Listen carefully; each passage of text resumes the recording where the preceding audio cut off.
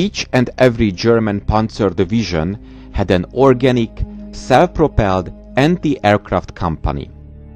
Its purpose was to protect the armored formations of the division against low-flying attacks while on the march and in action. The company had 3 platoons. Each platoon had 4 Sonderkraftfahrzeug, so special purpose vehicle 10/4 half-tracks, which carried a 2 cm Flak 38 gun.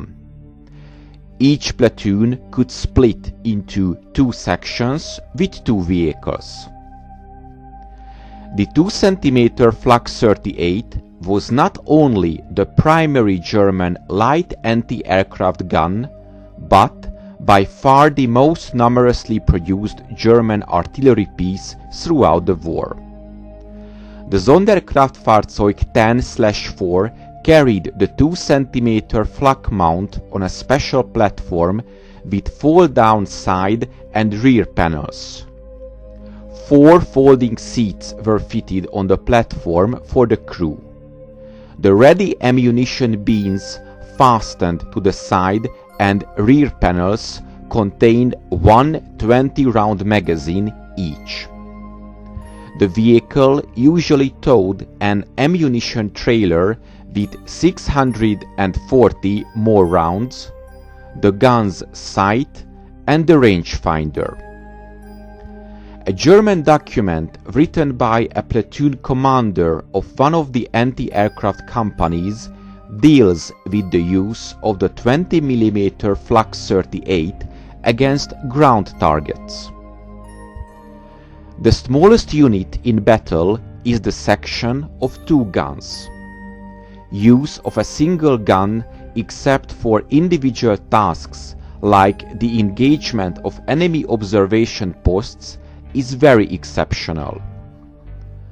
Ground observation is the most important. Every spare man must be employed on it.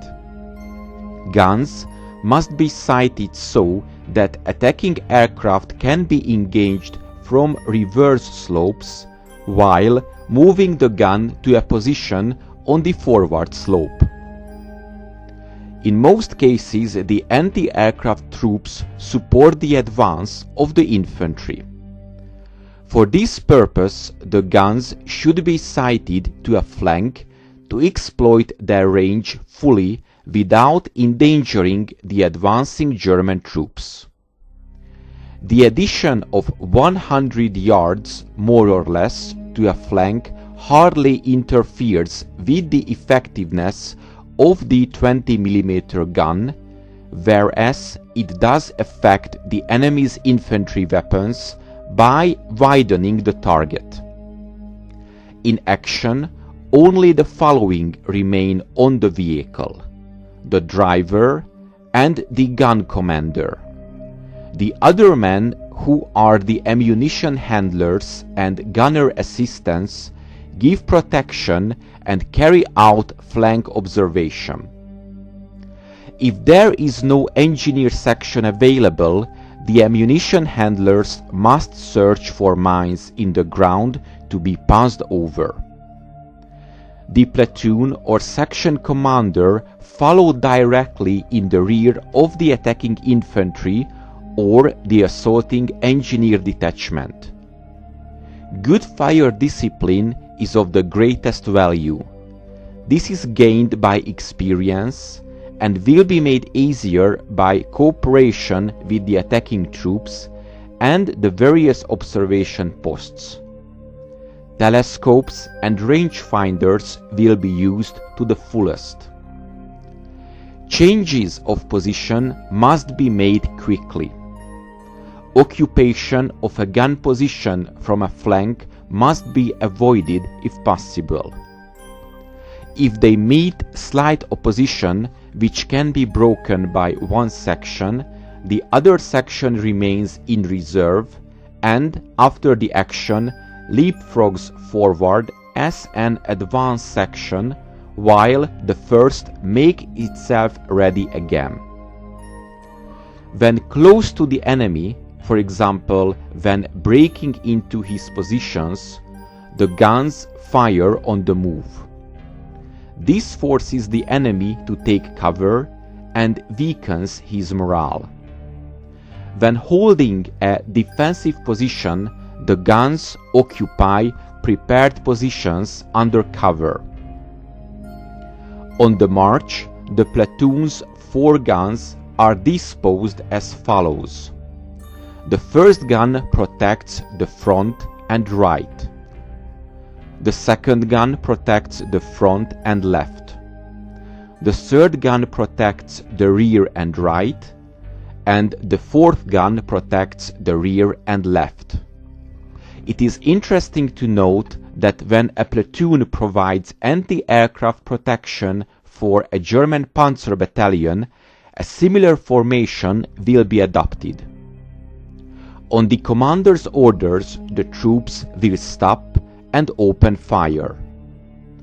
Aircraft will be engaged only if they spot or attack the German tank battalion, or if the aircraft offer especially good targets. The troops of these anti-aircraft companies are not part of the Luftwaffe, the German Air Force. They are infantrymen, but they train height estimation with different rangefinders.